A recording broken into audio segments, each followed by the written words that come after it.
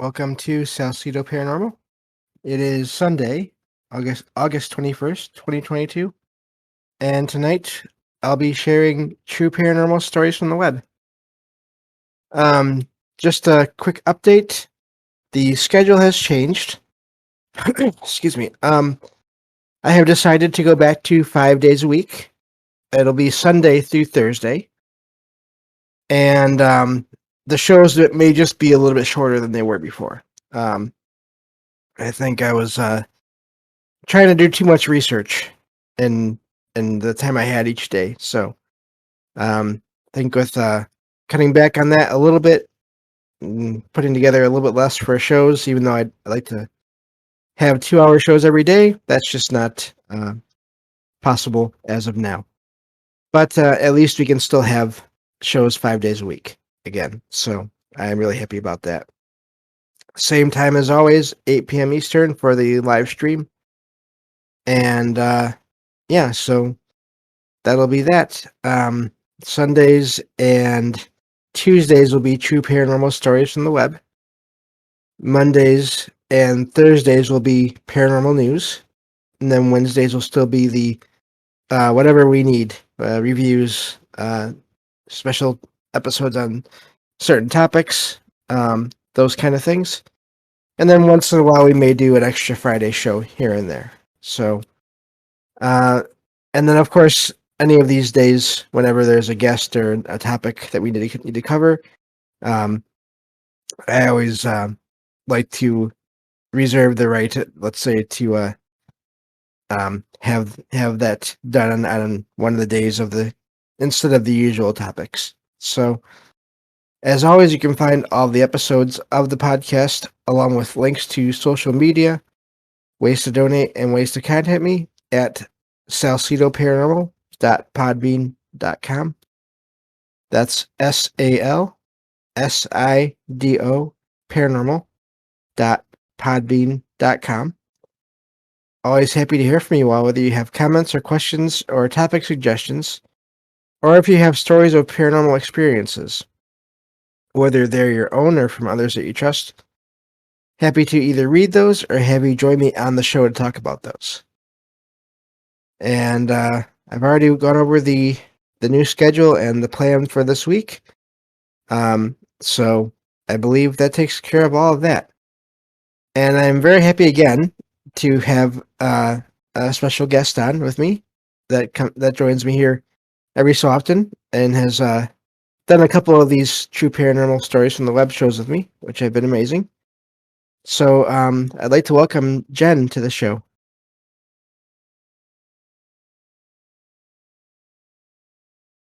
So, hello.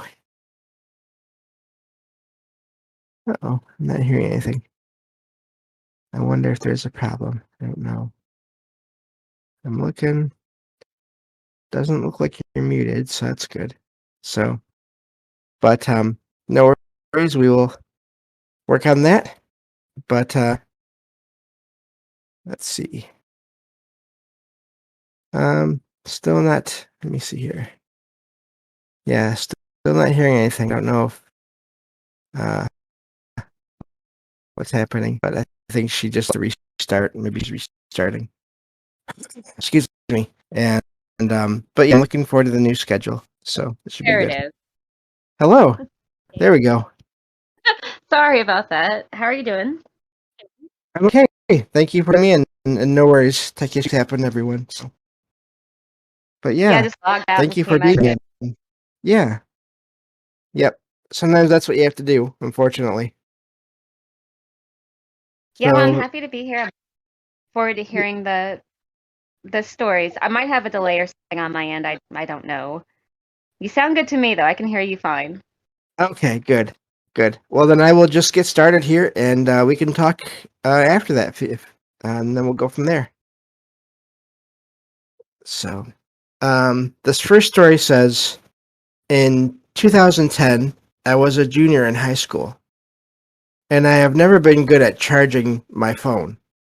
So, of course, it died during the night. While getting ready for school, the next morning, I was charging it just a bit.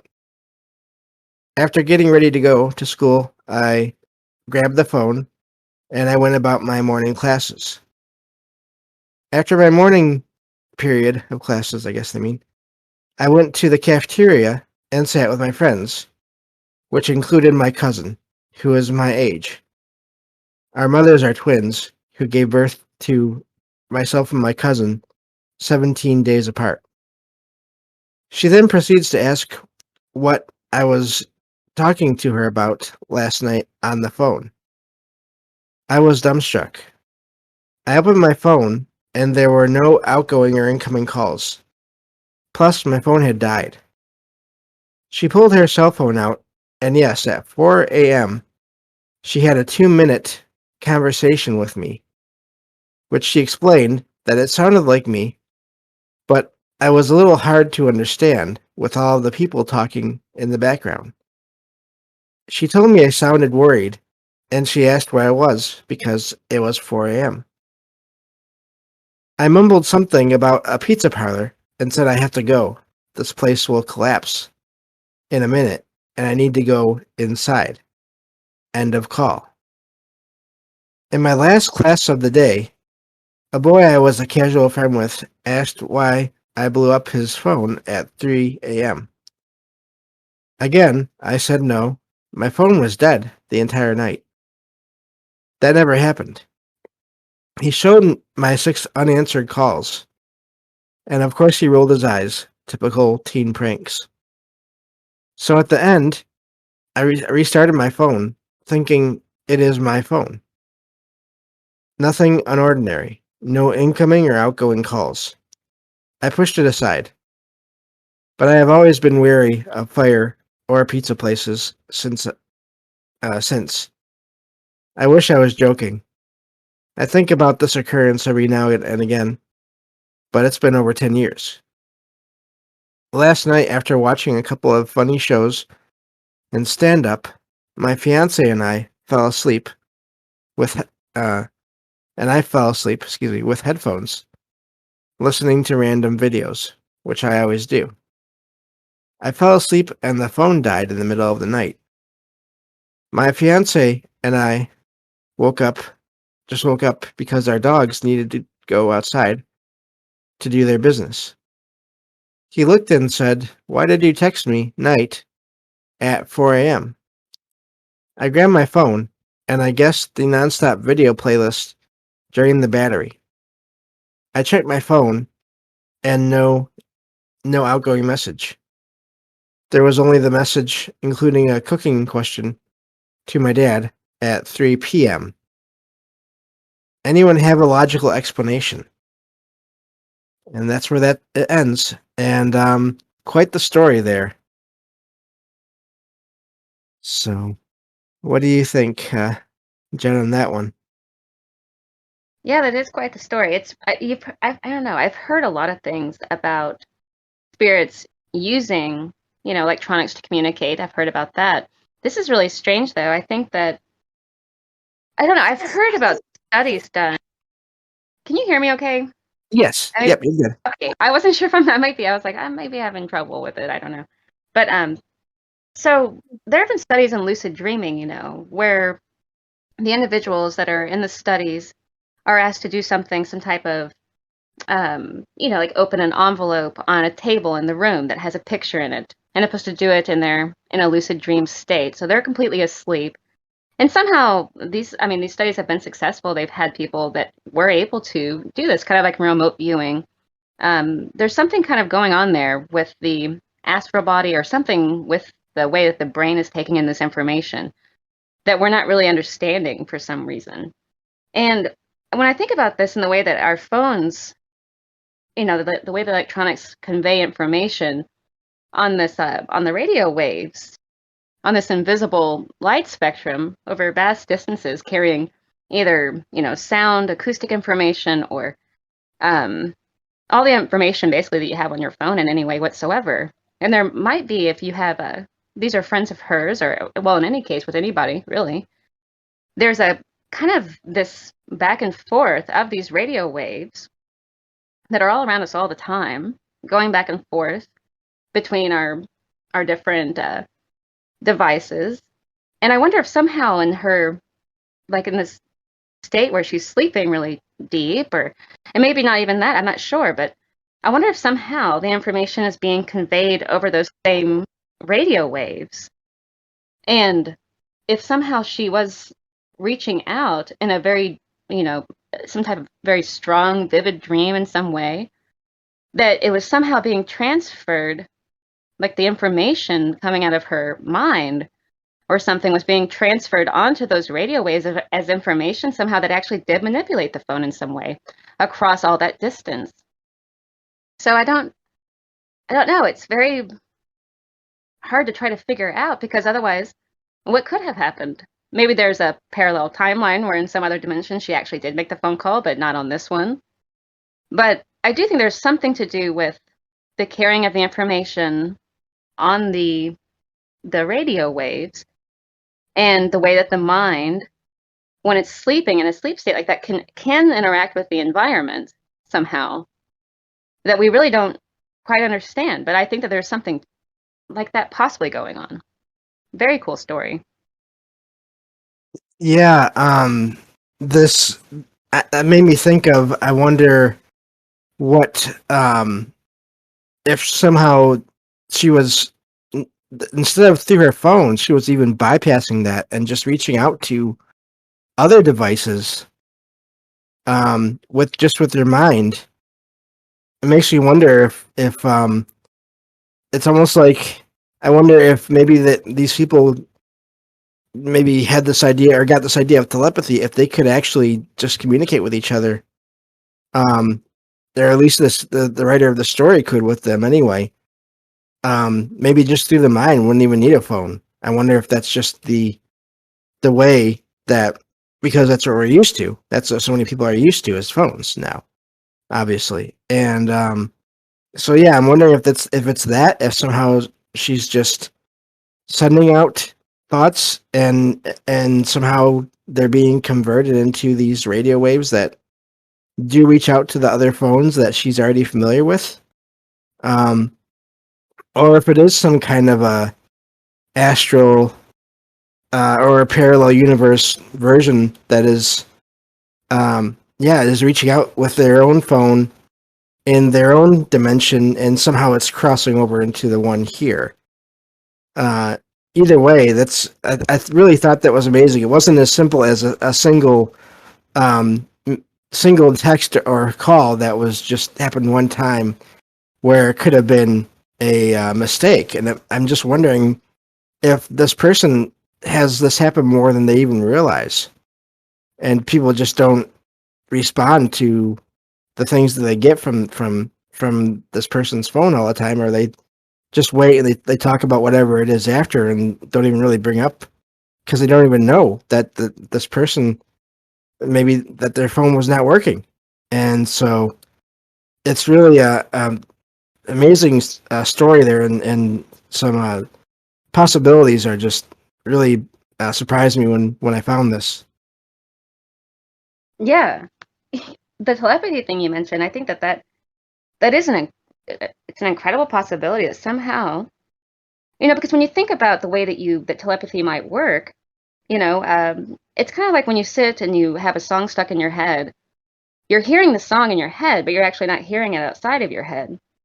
Or the way that you may rehearse something in your mind, or you may, have a word or a statement that's, or you're talking to yourself in your mind. Some people will talk to themselves in their mind. There's like another voice in there. I wonder if it's something like that. Well, see, that's in the way that that's working. I think, as far as like how telepathy could work, is the same way that if like the information coming in when you read a paper, or if you read something versus when you hear something in the brain, the same part of the brain lights up whether you're reading it or whether you're hearing it on acoustic waves. And I wonder if there's something somehow those waves are interacting with the radio waves going between all the different devices she might be interacting with, and are somehow still getting the message and information into the minds of others, or somehow are manipulating or is manipulating the way that the phone receives the information to try to transfer the same information. I don't know. It is an amazing story, and I really, really enjoyed it. Yeah, I thought it was neat as well. So Okay, well, I will get to this next story here. Also, just like I said, everyone, hello everyone. I see you all in there in the stream and the chat listening. And again, I'm going to be. I know I used to do 6 stories per show. I'm cutting that down to 3 just so that I can get back to this 5 night a week schedule again. So, but I'm really glad that this is going to work. I really enjoy doing all these streams. So hopefully, this will still work for you all as well. So, but so here's this second story here out of the 3. This one says, so this happened about 20 years ago. I was about 4 years old, and I still slept in my parents' room, right next to them. One night I woke up. It could have been 3 or 4 a.m. I guess I couldn't read the clock then. And I heard cartoons from the room right next to my parents' room. At first I thought it was weird because the only TV we had in that room was a very old TV that we got from our grandma. It had no signals, and my brothers only used it to play video games. However, I thought that my father had fixed it, and my brother was watching it. So I got up and ran in the next room. I even heard the TV turning off. As I said, it was a very old TV, and it made like a pop when turned on or turned off. I checked in the room, and nobody was there. I turned on the TV, and as usual, only black and white points, which meant no signal. I even said to my brothers to come outside, thinking it was a prank. But when I went in their room, they were sleeping. Confused, I came back to bed, and after 30 minutes, I heard the TV turning on again. But this time, I also heard a child laugh. Paralyzed, I stayed in bed, trying to decide what to do. Eventually, I heard the TV turning off, and after a few seconds, I saw her. There was a little girl in my house, even if I was the only little girl in my family. She could have been 2 years older than me. Long red hair, wearing a winter pajamas. I remember this because it looked like my winter favorite pajamas, and because it was summer. Going in my brother's room. She never looked at me, and I only saw her left side. I stayed in bed for a while. Then I decided to check. I'll admit, I'll admit it, mostly because I wanted my favorite pajamas back. In the room, there was nobody but my brothers. I tried to wake my family up, but the only one who actually answered me was my brother. And when I told him that I saw a little girl with red hair, he just responded, "It was you in the mirror." Because I have red hair too. But one, yeah, we both had red hair, but 2 total different shades, and her hair was longer. 2, there's no mirrors where I saw her.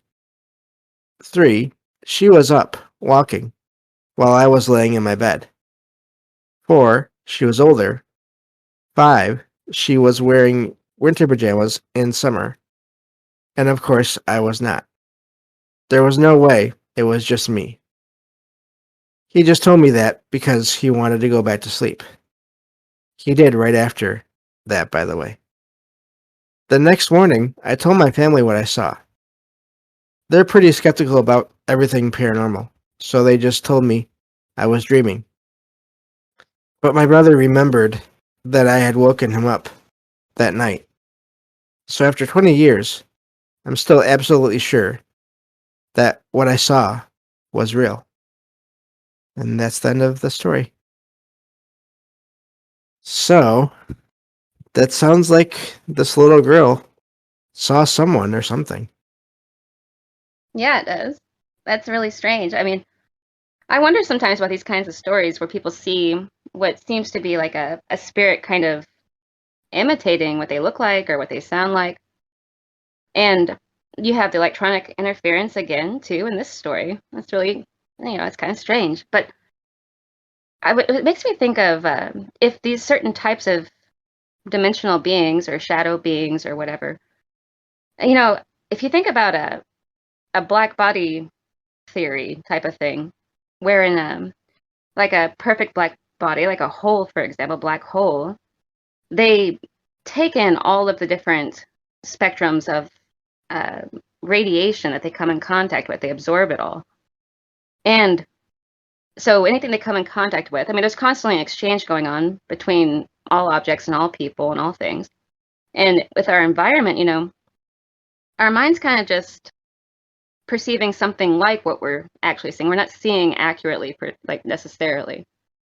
And so I wonder if this little girl in her home, if there was some type of being that was there and had absorbed in the environment or from her in a way, because it was being seen by her, was sending into her mind this image that looked like herself.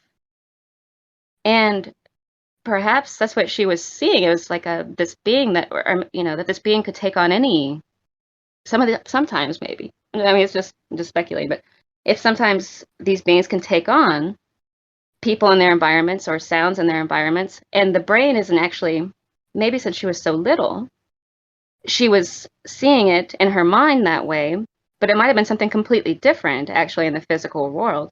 And when she heard the laughter as well, maybe she was also hearing it, kind of like we were talking about, like just with the first story, sort of possibly.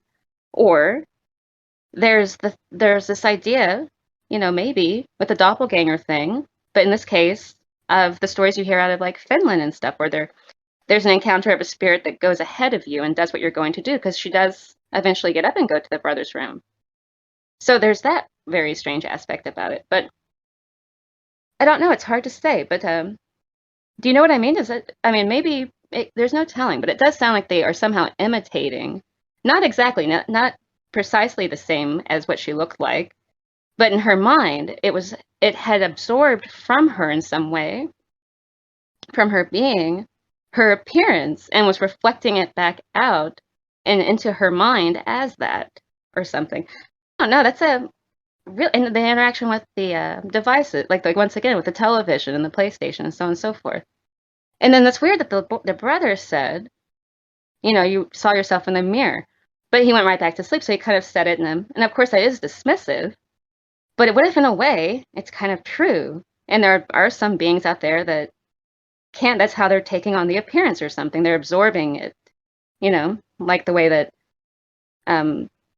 black body theorem, the way that interaction with the radiation off of all objects is kind of interacting. They absorb all of it. And maybe these beings are literally walking perfect black body masses that are interacting with our reality. I don't know. It's a crazy story, and I really enjoyed it. Yeah, that is interesting. Maybe it was some kind of a version of her. I almost wonder too with that. I wonder if maybe in 2 years' time that TV did get fixed, and when she got older, she did go in that room and watch TV or watch that TV. I wonder if it was some kind of a time-related thing as well. Maybe the hair, I know shades of hair can change over time. I'm wondering if maybe that was her from a couple of years later.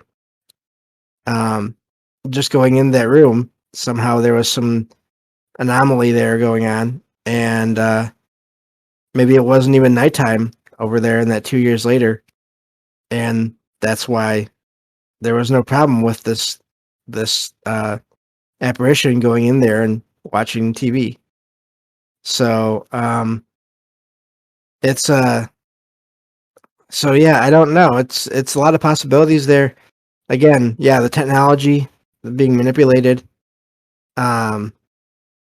So I don't know. It was an amazing story, and I wonder if that TV ever did get fixed, because if it did, Oh then my, maybe you know Maybe. Yeah, when you said that, that's crazy. If it was, if she was seeing somehow herself and with the hair growing a little and her wearing her winter pajamas and them having fixed the TV, that's, yeah, it could be a lot of things, but Yeah, yeah, definitely. Yeah, neat story there too. So I have one more here, and then that'll be it. So let me get to this one, and I will start. Let me see. There it is. Okay. So this one says, I just got back from a visit to Gettysburg in Pennsylvania. Stayed at the Best Western next to Cemetery Ridge. My room actually looked out onto the ridge. On the first night, I woke up at 5 a.m. and looked out the window at the hill. It was a clear night, without a moon, so the hill was completely dark. All I could see was the outline of the ridge. I stared at the ridge tree line for about 2 minutes, not knowing what I was looking for, and just thinking about the battle there. For some reason, I started thinking about what if I saw a ghost or an orb. And at that very moment, a bright, round, white ball of light came on in the tree line at the ridge of the hill. It didn't look like a flashlight, since it didn't have a beam or variate in any way as it moved. It was about the size of a softball, I imagine, since it was about 150 yards away. It started moving right to left along the tree line and then sped off across the hill towards the angle. I'm guessing that's a geographic location there. It says if you know that location on Cemetery Ridge. The whole thing lasted about 30 to 45 seconds. And as it was happening, I wanted to run over and grab my phone to take a picture or video, but didn't want to miss anything. I was also trying to figure out what it was. Once it was gone, there was nothing and nobody on the ridge from what I could see. So I got my phone and recorded about 10 minutes while watching for it to come back. Unfortunately, nothing appeared, and the daylight was starting to break, so I could start making out the actual trees and a few statues and monuments on the ridge. Needless to say, I couldn't get back to sleep. I should just add that the movement of the light from right to left was erratic, and when it sped off, it was extremely fast and leaving a trace of light behind it. In my opinion, nobody could have run that fast, and there was no indication of a motorcycle, bike, or car. And that's the end. So I just want to say that it's amazing that the writer of this story had this thought to look outside, and then had this thought of what if I saw something. This kind of reminds me of my one and only possible UFO sighting, or at least first sighting of something in the sky. That was kind of what happened to me. I was thinking it'd be really amazing if I saw something out there in the sky, and then boom, light changed from regular star color to blue. And so yeah. So what do you think about that one, Jen? well, I thought of that too because I remember you telling me that story. And this comes up a lot that you hear about people feeling like they're going to see something and then they do. And there's something strange with that. I was thinking it's almost like either they are in some kind of communication with the, whatever the orb is or whatever the ghost or the UFO, whatever the encounter is, may be. But then I've also heard about, like with precognition, that there is something going on there in the mind. They've done studies with this with just normal people. And there does seem to be like something where the mind, or maybe the unconscious mind somehow, up to like 10 seconds or so, I think is what they said, kind of somehow perceives what's fixing to happen. And I don't know if it's because the unconscious mind has like so many, all the events of your life. And so how it feels or it senses something, in their vicinity that's going to cause such a situation to happen. But it almost seems like, yeah, that either these people or even yourself that you're knowing before it happens, almost like deja vu or something, like you have a feeling something's fixing to happen and then it does, as either you're seeing into you're kind of projecting yourself knowing into the future that something's fixing to happen, or is it that there's a communication going on between you and what if there's an intelligence, which I mean, there's good reason to think that there is some type of intelligence in these orbs or even in these UFOs that are sometimes much like orbs, or in the case where people encounter a spirit, there could be some kind of communication there going on as well. But yeah, I don't know. It doesn't sound like it would have been a flashlight at all. So I think the thing that fascinates me the most is that he, like you said, with your experience, there's something strange there about it. I wonder what it is about why people do have a sensation like they're fixing to have an unusual experience or see something. Sometimes they're very specific like that. In his case, he's like, I wonder if I'm going to see an orb or a ghost. And then he did see an orb, you know? There's a precognition thing going on there that's really strange. But why would they have that sensation if it's either from past experiences where they have had experiences and they haven't had any experiences before that?